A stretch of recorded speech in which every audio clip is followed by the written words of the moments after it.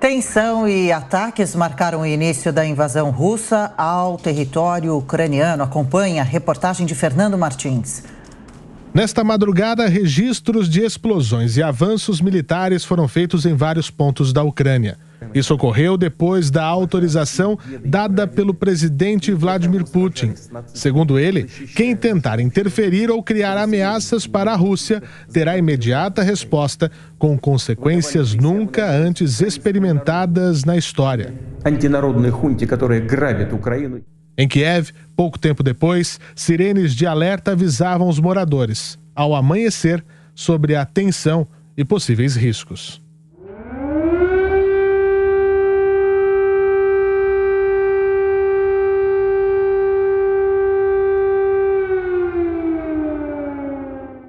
Em resposta, o presidente Volodymyr Zelensky, da Ucrânia, pediu calma, mas instaurou lei marcial em todo o território. Ele disse que a população deve ficar em casa se puder.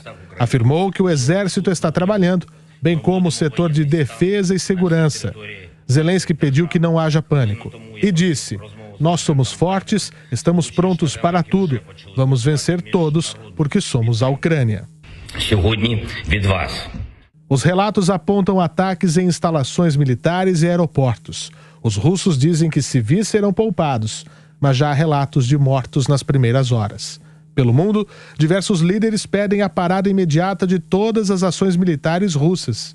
O presidente americano Joe Biden disse que o presidente Putin escolheu uma guerra premeditada, que trará uma perda catastrófica de vidas e sofrimento humano. Boris Johnson, primeiro-ministro britânico, disse que o Reino Unido e os aliados responderão de forma decisiva. Bom, Cristina Grêmio com a gente. Ontem comentava aqui na programação da Jovem Pan, aqui no Paraná, onde mora, especialmente também em Curitiba, é grande a população ucraniana. Cristina, como você está acompanhando esse dia, essa manhã?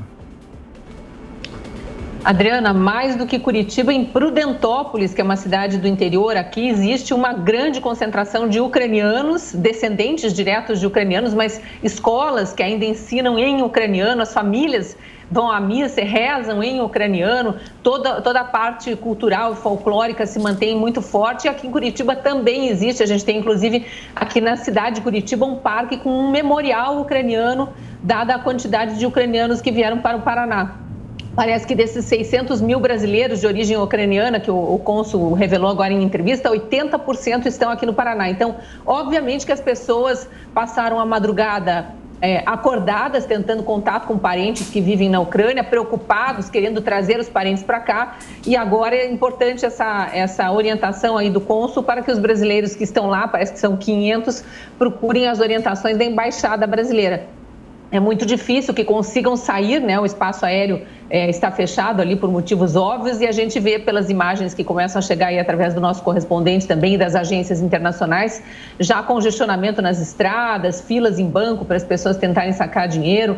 É muito complicado e muito angustiante, né? Você ter um parente lá e ver essa situação se apertando, né? A notícia de mais ataques, já de soldados mortos, enfim. É muito preocupante. Agora, vendo pelo aspecto internacional, a gente precisa olhar com cautela, com base nas informações que os especialistas em relações internacionais nos trazem, e acompanhar os próximos momentos aí que podem, inclusive, refletir no Brasil, já que temos comércio e ligações culturais com ambos os povos, porque a gente também não pode esquecer que há uma comunidade russa no Brasil, menor do que a ucraniana, mas existe. O Brasil é aquele país que recebeu todos os povos, né?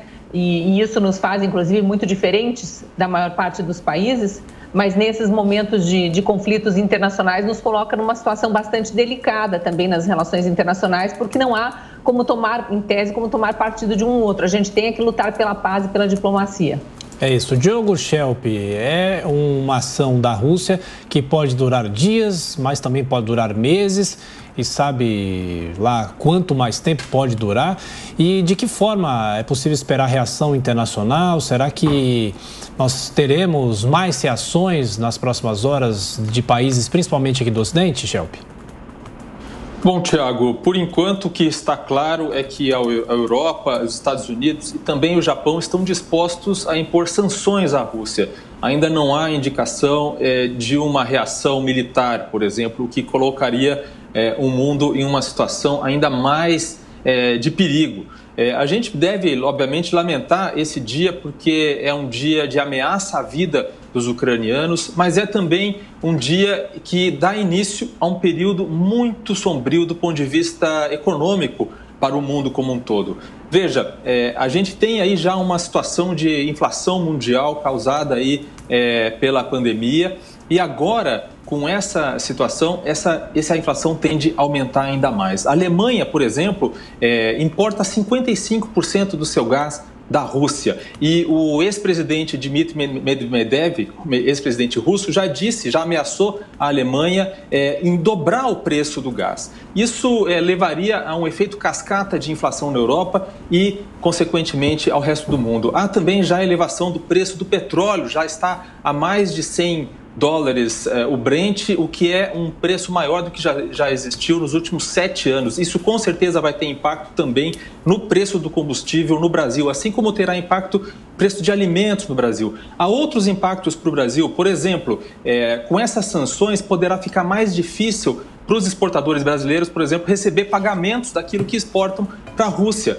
uma vez que entre as sanções pode haver, inclusive, a retirada da Rússia, a impossibilidade da Rússia ter acesso ao sistema financeiro mundial. Então, são vários impactos e, independente de como vai escalar essa violência na Ucrânia, o certo é que o impacto econômico já está dado e não vai durar pouco tempo. Salles, esses reflexos no mundo todo e também quanto tempo a Ucrânia, sem ajuda de outro país, aguenta a invasão russa? A gente acompanhou agora há pouco, você estava aqui com a gente, o presidente ucraniano pedindo socorro para outros países, financeiro, também de imposição de sanções e dizendo que é um país forte e vai tentar resistir. Mas até que horas? Pois é, o que chama bastante atenção, Adriana, é essa posição meio de marionete que acabou se colocando a Ucrânia por força dessa guerra política que o Biden criou, todo dia falando, dando opinião, dizendo que vai invadir, etc., mas efetivamente com pouca ajuda ao país. A Rússia, por outro lado, não se conforma com o fato das fronteiras de OTAN e influência do Ocidente, União Europeia, terem se aproximado tanto da Rússia. E a Ucrânia fica espremida entre esses dois movimentos. O russo, em defesa, digamos assim, desse buffer, de uma área de influência em volta do seu território, e o Ocidente, que de maneira contínua nos últimos 20 anos foi se expandindo, né, a influência da OTAN ali em volta. A Ucrânia ficou exprimida dentro dessas duas disputas, desses dois núcleos de poder. O que o Diogo citou agora aqui, o gás russo para a Alemanha, e eu me lembrava, enquanto ele dizia aqui, das discussões na Europa sobre energia limpa. Quer dizer, veja a hipocrisia.